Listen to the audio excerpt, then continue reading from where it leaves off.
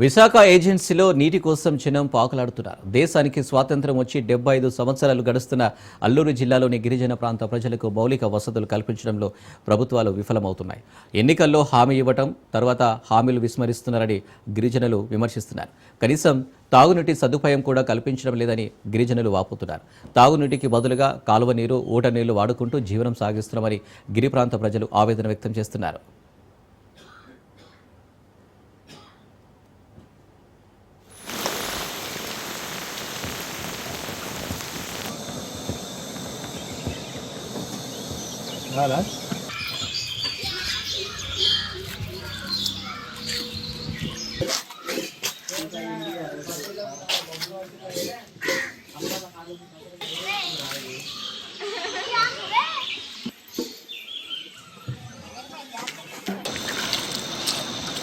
మాట్లాడవచ్చు కదా మరి మాట్లాడు నాకు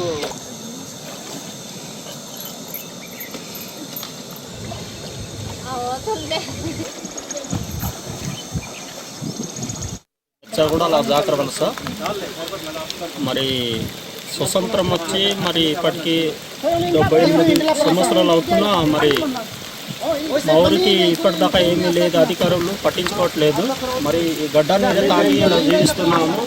మరి అనేకమైన అనారోగ్యంతో పాల్గొంటూ మరి చాలామంది చనిపోవడం కూడా జరుగుతుంది. గుర్రనీరు తాగి వర్షాకాలం వస్తే చాలా గుర్రనీరు వస్తుంది సార్. మరి గవర్నమెంట్ దీనికి స్పందించాలనేసి మేము కోరుకుంటున్నాము. చాలా క్రితం నుంచి మరి ఇటువంటి అప్లికేషన్లు ఇస్తున్నా తీసుకుంటున్నారు, కానీ దానిని మరి స్పందించట్లేదు. ఇస్తామంటున్నారు తప్ప ఇవ్వడం లేదు.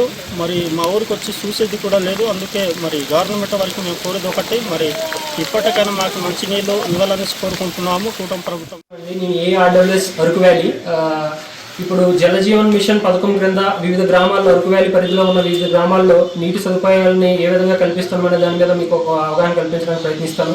అయితే అరకు వ్యాలీ మండలం పరిధిలోని మనకి 270 గ్రామాలు ఉన్నాయి. 270 గ్రామాల్లో ప్రస్తుతానికి మనం ఇప్పటివరకు జలజీవన్ మిషన్ ద్వారా చేపట్టిన పనుల ద్వారా మనం 86 గ్రామాలను అర్ధజల గ్రామాలుగా ప్రకటించడం జరిగింది. ఇంకా మిగిలిన గ్రామాలు ఏవైతే ఉన్నాయో వాటిలో ఆల్రెడీ మనకి శాంక్షన్ అయ్యి ఉన్న వర్కులకు తొందరగా మనం టెండర్ ప్రక్రియను పూర్తి చేసుకొని వాటిని తొందరగా మనం కంప్లీట్ చేసుకోగలిగితే మన గ్రామాల్లో ఉన్న నీటి ఎద్దడిని తట్టుకొని ఫ్యూచర్లో కూడా ఇటువంటి నీటి ఎద్దడి ఇబ్బందులు రాకుండా చేయగలుగుతామని ఆశిస్తున్నాము. ఈ ఓటల ద్వారా నీరు తాగుతున్నది కొన్ని వస్తున్నాయి. వాటికి కూడా మనం ఖచ్చితంగా మనం ప్రతిపాదనలు పంపించి జలజీవన్ మిషన్ ద్వారా మనం పరిపాలన ఆమోదాలను పొంది తొందరగా వాటికి మనం టెండర్ ప్రక్రియను పూర్తి చేసి వాటిని గ్రౌండ్ చేసి తొందరగా కంప్లీట్ చేయగలిగితే ఆ మిగిలిన ఏదైతే ఈ ఓటర్ల మీద ఆధారపడుతున్న గ్రామాలు ఏవైతే ఉన్నాయో వాటికి కూడా మనం ఈ ఇంటింటికి కొళాయిని కల్పించి వారి నీటి కోసం వాళ్ళు పడే పాటలను కొంచెం మనం తగ్గించగలుగుతాం.